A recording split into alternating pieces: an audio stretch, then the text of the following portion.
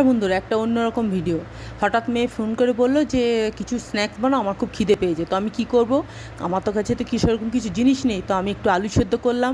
আলু সেদ্ধ করে ওর মধ্যে আমি একটুখানি নুন, একটু গোটা জিরে, ওর মধ্যে একটুখানি ঘরে আমার যা জিনিস ছিল ওর মধ্যে একটু হলুদ দিয়েছি, এর মধ্যে একটু চাট মশলা দিয়েছি, ওর মধ্যে একটুখানি গরম মশলা দিয়েছি।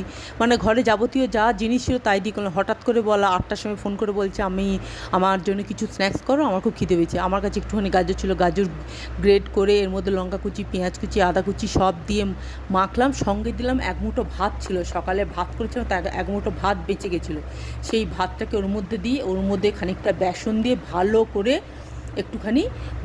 একটা মণ্ড তৈরি করলাম, ভালো করে মাখলাম, মেখে একটা মণ্ড তৈরি করলাম। এবার সেখান থেকে ছোট্ট ছোট্ট চপের মতন করে চপের মতন একটুখানি হাতে সাদা তেল নিলাম, নিয়ে ওখানে ছোট্ট ছোট্ট চপের মতন গড়ে একটুখানি চপ তৈরি করলাম। তো এটা হয়ে গেল আমার ভাতের রোল বা ভাতের চপ।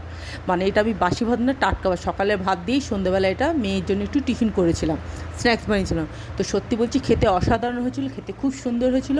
সকালে যদি ভাত বেঁচে থাকে তো সেটা আপনারা এরকমভাবে খেতে পারেন। খুব সুন্দর হয়েছিল এবং খুব ভালো হয়েছিল। একটু সঙ্গে একটু চাট মশলা দেবেন, চাট মশলা একটু চটপটা হবে, খেতে খুব সুন্দর হয়।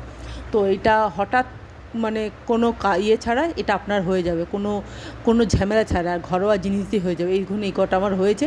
এইগুলো আমি মানে কড়াইয়ে ডিপ ফ্রাই করলে তো ভালো হয়। তো আমি কড়াইয়ে তেল দিয়ে এরকম আমি ফ্রাই করেছি, এটা ডিপ ফ্রাই করেছি, ধরে করেছি। এই দেখুন আমার এগুলো হয়ে গেল রেডি।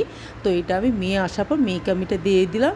মেয়ে খুব খুশি হয়েছিল। সবাই ভালো থাকবেন, ধন্যবাদ।